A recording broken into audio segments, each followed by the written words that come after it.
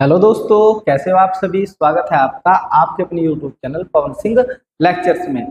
और इस वीडियो में मैं आपको पढ़ाऊंगा उत्तराखंड से संबंधित गोरखा और ब्रिटिशों का संघर्ष। यदि आपने इससे पहली वीडियो नहीं देखी है तो उनका लिंक डिस्क्रिप्शन में मिल जाएगा। तो आइए शुरू करते हैं। अतः ब्रिटिश और गोरखा संघर्ष। ब्रिटिश और गोरखा संघर्ष का जो प्रमुख कारण होता वो होता विस्तारवादी नीति, क्योंकि जो अंग्रेज थे वे भी अपने राज्य का विस्तार कर रहे थे और जो गोरखा थे वे भी अपने राज्य का क्या कर रहे थे, विस्तार कर रहे थे। इस बीच में क्या होता है, जो गोरखा होते हैं वे अंग्रेजों की सीमा में एंट्री लेते हैं और इसी प्रकार से जो अंग्रेज होते हैं वे भी गोरखों की सीमा में क्या करते हैं, घुसपैठ करना शुरू कर देते हैं, जिस कारण इनके बीच में क्या होता है, युद्ध होते हैं। ब्रिटिश सरकार और गोरखा शासक, यदि हम दोनों की बात करते हैं तो दोनों ने कौन सी नीति अपना रखी थी, विस्तारवादी, यानी कि अपने साम्राज्य का विस्तार करना चाह रहे थे। और ऐसे में दोनों के बीच में क्या होते हैं, काफी संघर्ष होते हैं। यदि हम सबसे पहले संघर्ष की बात करते हैं तो 1784 में होता है। 1784 में क्या होता है, जो गोरखा होते हैं वे क्या करते हैं, अंग्रेजों की सीमाओं में घुसपैठ करते हैं।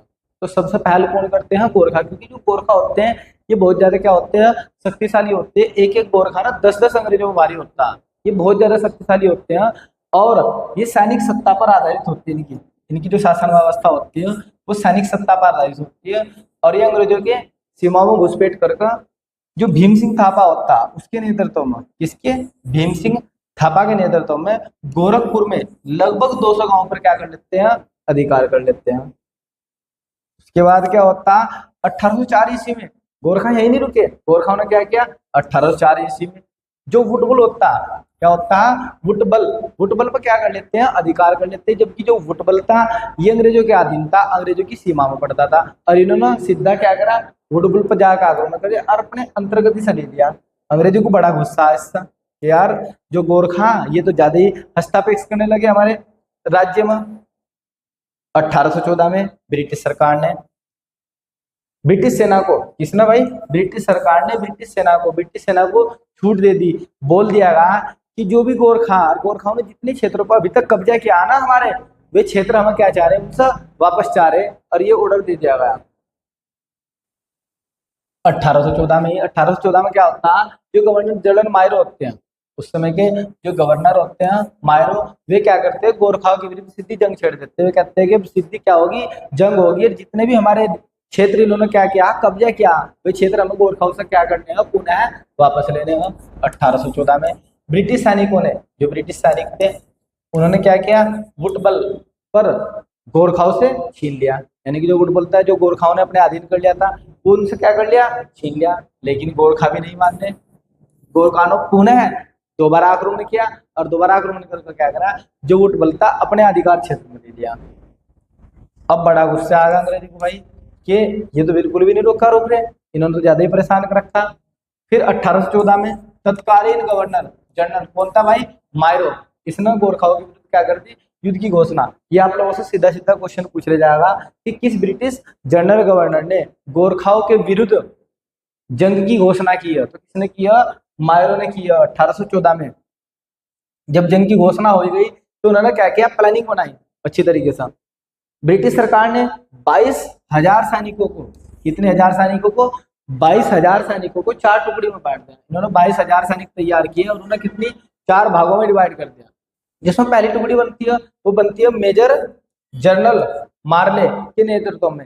एक टुकड़ी को काठमांडू, क्योंकि काठमांडू कहाँ पड़ता है, नेपाल में, और हमें किसके विरुद्ध आक्रमण करना, गोरखों के। और गोरखे कहाँ के थे, नेपाल के थे, तो ये नेपाल के मूल निवासी थे। तो जो पहली टुकड़ी बनाई किसके, जनरल मार्लो के नेतृत्व में, उसे सबसे पहला काठमांडू भेज दिया गया कि तुम्हें काठमांडू पे जाकर क्या करना है, आक्रमण करना। कुछ सैनिक उनके साथ भेज दिए।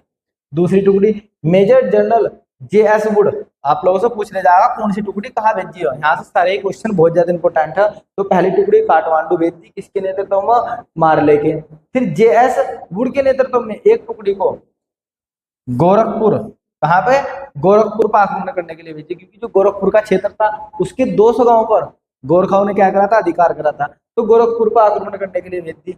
2 टुकड़ी होगी। जो तीसरी टुकड़ी थी वह थी मेजर जनरल जलस्पी के नेतृत्व में। एक टुकड़ी को देहरादून भेज दिया। ये सीधे सहारनपुर के रवाना हुए, सहारनपुर से देहरादून। और कितने सैनिकों के साथ में, लगभग 3500 सैनिक, 1-2 सैनिक नहीं, 3500 सैनिक सौंपे जनरल जेलेस्पी को और कहेगा कि तुम्हें देहरादून पर जाकर क्या करना है, आक्रमण करना। फिर आता अंतिम टुकड़ी जो हमारी होती है मेजर जनरल ऑक्टरनोली के नेतृत्व में एक टुकड़ी को गोरखा राज्य के पश्चिमी भाग पर, जो गोरखा राज्य था उसका जो पश्चिमी भाग था उस पर अधिकार करने के लिए क्या कर दिया, भेज दिया। तो इस प्रकार से 4 टुकड़ी भेजी गई। अब आता है नाला पानी युद्ध। जो नाला पानी का युद्ध होता है, जो जेलेस्पी होते हैं ना, वे 3500 सैनिकों के साथ, कितने सैनिकों के साथ, 19 अक्टूबर 1814 में जेलेस्पी 3500 सैनिकों के साथ में सीधे सहारनपुर के लिए रवाना होते हैं। और सहारनपुर होते हुए सीधे कहाँ पहुंचते हैं, देहरादून में एंट्री लेते हैं।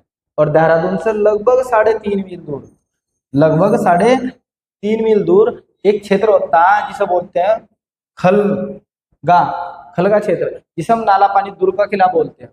तो इसके जो रक्षक थे वो कौन थे, कैप्टन बलभद्र थापा। गोरखों की ओर से जो इस दुर्ग की रक्षा करने पर लगे थे वे थे कैप्टन बलभद्र थापा। आप लोगों से पूछ रहे जाएगा कि नाला पानी युद्ध में गोरखों की ओर से गोरखों का जो प्रमुख सेनापति था वो कौन था, तो कैप्टन बलभद्र थापा। अब क्या होता, अंग्रेजों ने बलभद्र थापा के ऊपर लगातार 3 हमले करे। कितने हमले करे, 3 हमले। 25 में क्या, 26 में क्या और 27 में क्या, लगातार इन्होंने 3 हमले किए और इस किलो को जीतने का बहुत ज्यादा प्रयास किया। लेकिन इनके सारे के सारे प्रयास क्या जाते हैं, असफल हो जाते हैं। और 500 गोरखाओं के सामने, जो 500, क्योंकि हमने बताया कि 3500 कौन थे, अंग्रेजी सैनिक थे, और गोरखा कितने थे, 500। तो जो गोरखा होते हैं नहीं, बहुत ज्यादा क्या होते हैं, शक्तिशाली होते हैं। और इन्होंने 500 गोरखाओं ने 3500 सैनिकों की क्या कर रखी थी, हालत खराब कर रखी थी। और हालत तो खराब कर ही रखी थी। जो उनका प्रमुख सेनापति होता अंग्रेजों का, जिसका नाम है जेलेस्पी को 31 अक्टूबर को 31 अक्टूबर 1814 में क्या कर दिया था, मार दिया था इस युद्ध में। देखो 31 अक्टूबर 1814 ईस्वी मेजर जेलेस्पी, जो मेजर होता है अंग्रेजी की ओर से, जेलेस्पी मारा जाता है। तो आप लोगों से सीधा सीधा पूछ ले जाएगा जो जनरल मेजर जेलेस्पी हो कौन से युद्ध में मारा जाता है, तो नाला पानी युद्ध में क्या जाती है, ये मारा जाता है। कौन से युद्ध में, नाला पानी युद्ध में। कब मारा जाता है, 31 अक्टूबर 1814। 31 अक्टूबर 1814 में जेलेस्पी क्या जाता है, मारा जाता है। जब जेलेस्पी मारा गया, क्योंकि ब्रिटिश सैनिकों का प्रमुख जनरल था उस समय, इसके नेतृत्व में यह आक्रमण किया जाता है, यही मारा गया। अब क्या होता, अंग्रेजों को युद्ध को रोकना पड़ा। 1 महीने के लिए लगभग ये युद्ध रोका गया। और अंग्रेजों ने दिल्ली से क्या मांगी, सहायता। दिल्ली से उन्होंने सहायता मांगी और युद्ध को 24 नवंबर तक क्या कर दिया गया, रोक दिया गया। अंत में जब ब्रिटिशों पर ये युद्ध नहीं जीतेगा, क्योंकि कहा जाता है कि जब घी सीधी उंगली से ना निकला ना, तो उंगली क्या करनी चाहिए, टेढ़ी। अब अंग्रेजों को दिमाग का प्रयोग करा, क्योंकि वे दिमाग का ज्यादा प्रयोग करते, इन्होंने अपनी बुद्धि का प्रयोग किया। और ब्रिटिश सेना ने, जो ब्रिटिश सेना थी, किले के पानी की जो सप्लाई थी, जो किले के अंदर पानी जा रहा था, उसकी सप्लाई इन्होंने बंद कर दी, जिससे गोरखा सेना भूख प्यास से मरने लगी। क्योंकि जब बहुत दिन हो गए और पानी की सप्लाई बंद होगी, पानी मिल नहीं रहा, तो पानी के कारण जो गोरखा थे ना, गोरखा सैनिक थे, धीरे धीरे क्या होने लगे, मरने लगे। तो कुछ सैनिक तो इनमें भूख प्यास से मर गए और फिर कुछ ब्रिटिश सेना ने मार दिए, जिस कारण इन्होंने जो किला था वो जीतने में क्या हो गए, सफल। ब्रिटिशों का कुमाऊं पर अधिकार, ब्रिटिश कुमाऊं पर अधिकार करते हैं। जो ब्रिटिश होते हैं वे 14 दिसंबर 1814 को अंग्रेजों ने गोरखाओं को भगाने के लिए स्थानीय लोगों से क्या मांगी, मदद। अब जो स्थानीय लोग थे वे भी गोरखाओं के जो शासन था उससे बड़े परेशान थे, क्योंकि जो गोरखाओं का शासन था वो बहुत ही आतंकी तरीके था। उन्होंने बहुत क्रूर तरीके से शासन किया और जनता गोरखाओं के शासन से बहुत ज्यादा परेशान थी और गोरखाओं को भगाना चाहती थी। इसलिए जनता ने अंग्रेजों का साथ दिया, क्योंकि अंग्रेजों का शासन उन्हें बहुत अच्छा लगा गोरखाओं की अपेक्षा। किसकी अपेक्षा, गोरखाओं की अपेक्षा अंग्रेजों का शासन उन्हें बड़ा अच्छा लगा। इसलिए स्थानीय लोगों ने अंग्रेजों की मदद की और गोरखाओं को भगाने में सहायता की। हर्षदेव जोशी ने कैप्टन हैरिस से मुलाकात की और अंग्रेजों का साथ देने का वादा किया। क्योंकि यदि हम बात करते हैं, सब उपाधि ये नहीं दी हर्षदेव जोशी की, ये भी हर्षदेव जोशी, इसलिए से देशद्रोही की उपाधि मिली, देशद्रोही। और विभीषण, क्योंकि है था विभीषण। सबसे पहले इसने ललित साहू को पत्र लिखा, उसके बाद इसने गोरखाओं को पत्र लिखा बुलाया, और फिर अब तीसरी बार किसका साथ दिया इसने, ब्रिटिशों का साथ दिया। ये अपने फायदे के लिए सब साथ में लड़ता रहा। इसलिए देशद्रोही और इसे विभीषण की उपाधि भी दी गई और कुमाऊं का चाणक्य भी बोलते हैं ऐसा। तो कहीं ना कहीं सही है।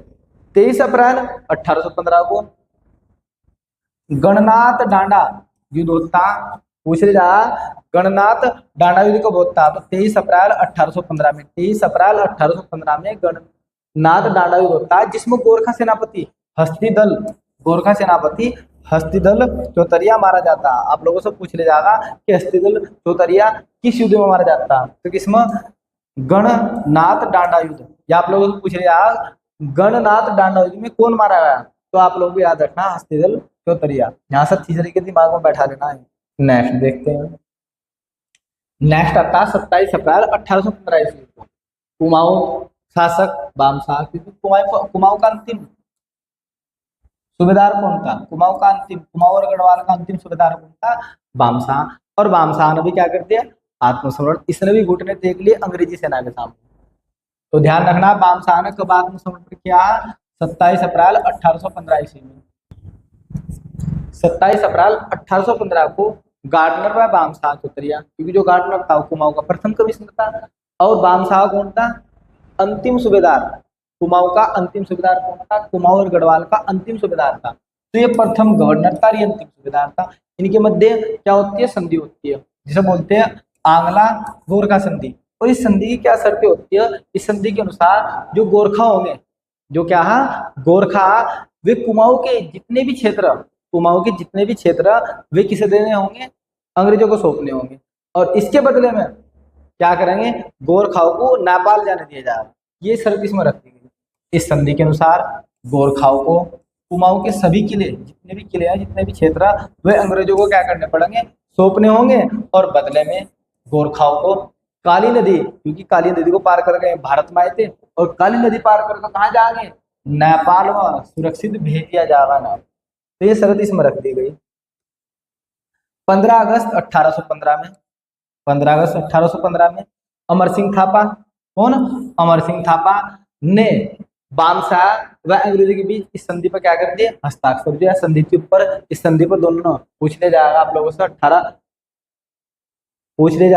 से, 15 अगस्त 1815 में, ठीक है, जो अंग्रेजों के बीच में आंगला गोरखा संधि होती है, उस पर किस किसने हस्ताक्षर किए, तो अमर सिंह थापा और बामशाह ने इस पर हस्ताक्षर किए, संधि को मान्यता दे दी।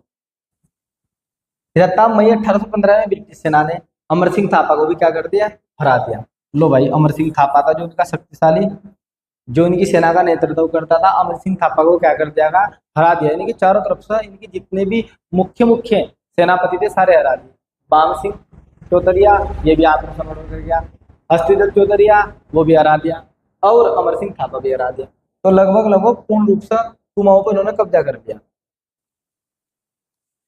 अब आता 28 नवंबर 1815, 28 नवंबर 1815 को अंग्रेजों और अमर सिंह थापा, क्योंकि अमर सिंह थापा को भी हरा दिया, तो अंग्रेज और अमर सिंह थापा के बीच में संगोली की संधि होती है। क्या होती है, संगोली की संधि होती है, जिसे 4 मार्च 1816 में नेपाल सरकार द्वारा कह दी गई, मान्यता दे दी गई। तो याद रखना कि संगोली की संधि कब मान्यता मिली है, तो 4 मार्च 1816 में संधि होती है संगोली की संधि। संगोली की संधि कब हुई, 1816 में। संगोली की संधि पर नेपाल की ओर से, जो संगोली की संधि थी, इसमें नेपाल की ओर से हस्ताक्षर करते हैं राजगुरु गजराज मिश्रा।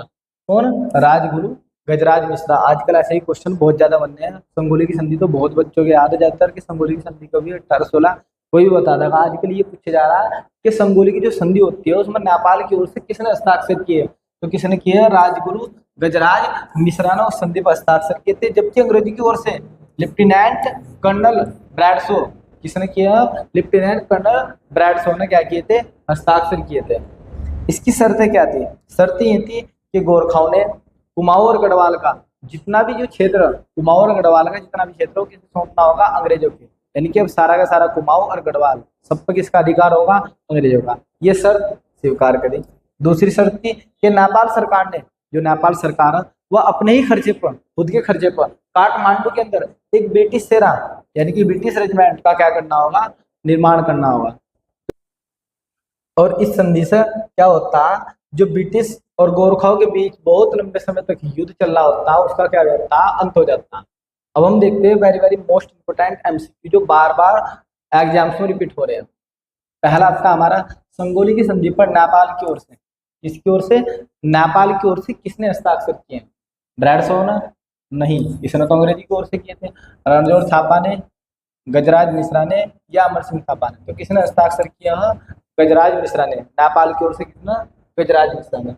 नेक्स्ट देखते हैं, संगोली की संधि नेपाल सरकार द्वारा, जो संगोली की संधि थी इसे नेपाल सरकार द्वारा कब मान्यता मिली? तो कब मान्यता दी थी सर? तो इसे मिलती है मान्यता 4 मार्च 1816 में। तो कब मिलती है? 4 मार्च 1816। 4 मार्च 1816 में से मान्यता मिलती है।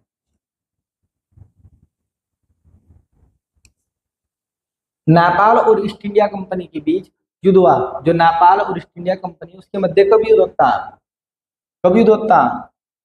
1815 में, नालापानी युद्ध। खलंगना युद्ध देहरादून के आंगला गोरखा युद्ध में ब्रिटिश सेना का नेतृत्व किसके द्वारा किया गया? तो ब्रिटिश सेना के किसने करा था नेतृत्व? कौन मारा गया था युद्ध में? जिलेस्पी। कौन मारा गया था? जिलेस्पी। तो मेजर जनरल जिलेस्पी, इसने क्या किया? अंग्रेजी की सेना का नेतृत्व किया नालापानी युद्ध में। नेक्स्ट आता गोरखाओं ने किस वर्ष वोट बल पर अधिकार किया? तो किस वर्ष अधिकार किया था वोट बल पर? 1804 में वोट बल पर कब अधिकार किया था ना? 1804 में। तो A is the right answer. Nalapani युद्ध में गोरखा सेना का नेतृत्व किसने किया? जो नालापानी युद्ध था तो गोरखाओं की ओर से किसने नेतृत्व किया था? बलभद्र शाह ने, जिलेस्पी ने, बलभद्र थापा ने, या अमर सिंह थापा ने? तो इसका आंसर हो जाएगा बलभद्र थापा। बलभद्र शाह ने, बलभद्र थापा ने नेतृत्व किया गोरखा सेना। 23 अप्रैल 1815 में गणनाथ डांडा युद्ध में कौन सा गोरखा सेनापति मारा जाता है? अब वो गोरखा सेनापति मारा जा रहा है तो कौन सा गोरखा सेनापति मारा जाता है? हस्तिदल चौतरिया। तो ध्यान रखना, गणनाथ डांडा युद्ध होता कब है ये भी पूछ लिया जाएगा। तो 23 अप्रैल 1815 में, 23 अप्रैल 1815 में गणनाथ डांडा युद्ध होता है जिसमें हस्तिदल चौतरिया मारा जाता है। निम्नलिखित में से कौन सा कथन संगोली की संधि के लिए सही है? जो संगोली की संधि थी उसके लिए कौन सा कथन सही है देखते हैं। गोरखाओं ने कुमाऊं और गढ़वाल का क्षेत्र अंग्रेजों को सौंपना होगा, ये बात तो सही है, बिल्कुल सही है। तो ये तो सही है। नेपाल सरकार ने अपने खर्चे पर काठमांडू में क्या करना होगा? एक ब्रिटिश रेजिमेंट रखनी होगी, ये बात इसके अंदर तय की गई थी, ये सही है। नेपाल की ओर से, किसकी ओर से? नेपाल की ओर से गजराज मिश्रा, ये थोड़ी सी टाइपिंग मिस्टेक है, गजराज मिश्रा, और अंग्रेजी की ओर से कर्नल ब्रैडसो ने हस्ताक्षर किए हैं, ये भी बात सही है। फिर आता अंग्रेजों को अपने खर्चे पर श्रीनगर में गोरखा रेजिमेंट करना होगा, यानी कि रखना होगा, यह बात गलत है। ये बात क्या है? गलत है। तो D is the right answer. ये सारे के सारे बिल्कुल बात सही है। और संगोली की संधि के लिए बात बिल्कुल क्या है? गलत है। 10वां क्वेश्चन आता है, नवंबर 1814 ईस्वी में किस ब्रिटिश गवर्नर ने गोरखाओं के विरुद्ध युद्ध की घोषणा की थी? तो कौन सा ब्रिटिश गवर्नर था? ब्रिटिश गवर्नर जिसने गोरखाओं के विरुद्ध युद्ध की घोषणा की? General Miro. कौन था? General Miro. तो आज की वीडियो में इतना ही। यदि आपको हमारी यह वीडियो पसंद आई हो तो आप हमारे YouTube channel Pawan Singh lectures को जरूर सब्सक्राइब करें, लाइक करें, कमेंट करें और शेयर करें। Thanks for watching this video.